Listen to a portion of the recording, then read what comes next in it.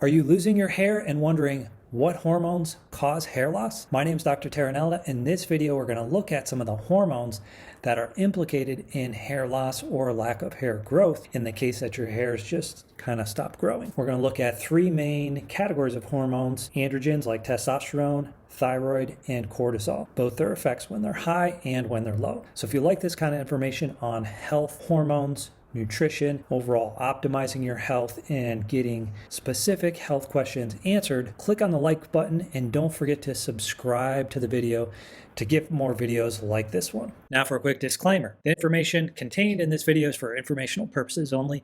It is not intended as a treatment for any health condition or as a substitute for seeing an actual doctor or medical professional. It should be used as an educational guide to deepen your understanding of health and treatment success. If you need medical attention, don't delay in seeking that treatment. Okay, let's look at what hormones cause hair loss.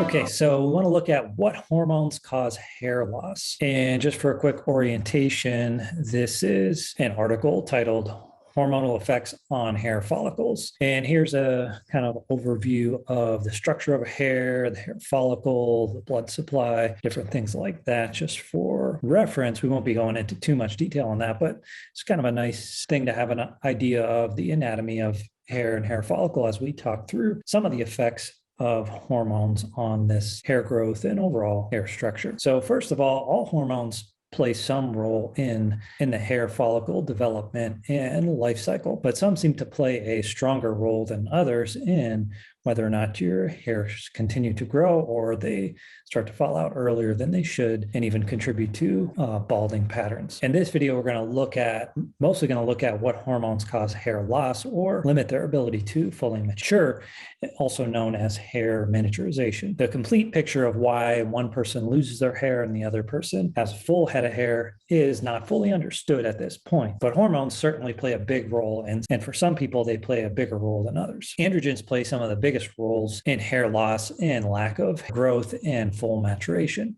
Androgens are things like testosterone, but also include things like dihydrotestosterone, androstenedione, and androstenedione. And of course, there's also derivatives of all of these hormones. When they're being eliminated from the body, these hormones can be sulfated and also add glucarate molecules to them to help them be eliminated from the body. So first off, androgens like testosterone, dihydrotestosterone, and their pre-hormones, meaning their precursors like DHEA sulfate, and androstenedione are all key factors in the growth of the terminal hair. Hair loss is thought to be mainly caused by the interaction of plasma androgens, meaning the amount of androgens floating around in your blood and the tissues that the blood supplies, and an apparent sensitivity of the hair follicle to these androgens. It also depends on the amount of stronger androgens versus weaker androgens. So the stronger androgens are like the dihydrotestosterone, which are dependent on a specific enzyme that converts testosterone into dihydrotestosterone. So depending on how robust your enzyme in your body is at converting that testosterone into dihydrotestosterone will also determine the concentrations of those in the peripheral tissues, like on your scalp. So for males, we know that relationship is very strong. In females, it's not always clear that androgens are playing a role. However, in some women, it's very clear that androgens do play a role.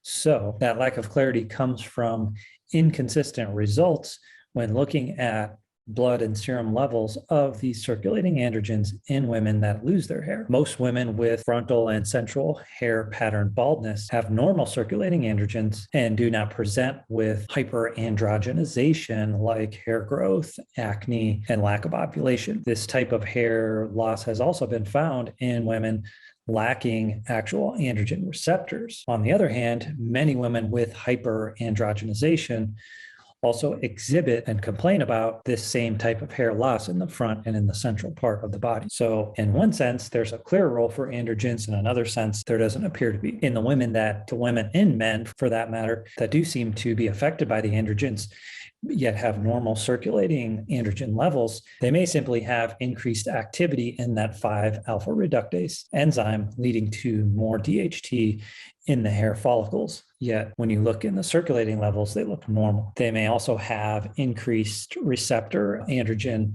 binding activity for whatever reason. Their receptors are more sensitive to the DHT, even though there's apparently not that much circulating. So part of the inconsistency when you're looking at androgen levels in females and males for that matter, may be that there's a hyper response in the scalp, and we can't always go around biopsying people's scalp to understand what's going on there.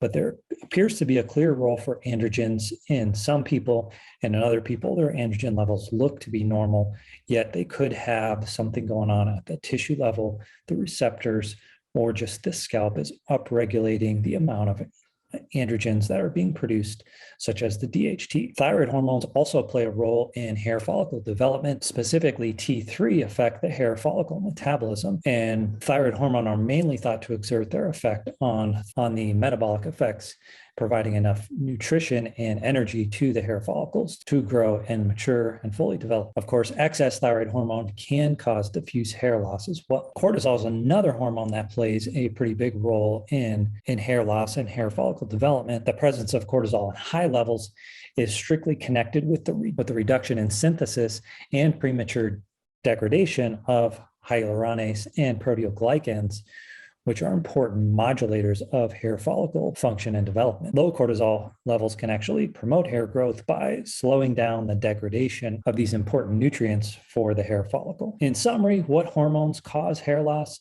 Well, androgens seem to be playing the most important role, the most obvious role as far as research has found. However, even if you have low or normal circulating androgen levels, that does not mean that you don't have high androgens in your scalp, in your peripheral tissues. Sometimes if it's acne on the face, the same thing can be happening there. And this is the case for both males and females. Obvious deficiencies in thyroid can definitely contribute to hair loss as well. Excess cortisol and stress can play a big role in diffuse hair loss. When thyroid and cortisol are normal, the default culprit should always be androgens. Of course, there's multiple nutrients and other things that can contribute to hair loss as well, such as fungal overgrowth on your scalp. But androgens do play a significant role in both males and females in hair loss. Hopefully that gives you a better understanding of what hormones cause hair loss. And for those of you that may not actually be losing their hair yet, hopefully it gives you a better understanding of what hormones you should be checking in your blood to figure out how to optimize your overall hair health and prevent you from losing your hair. If you do have any questions about the contents of this video, or you just want to ask a general question, please do drop it in the comment section. I may do a separate video on that topic, or definitely try and answer your question. Thanks again for watching. We'll see you next time.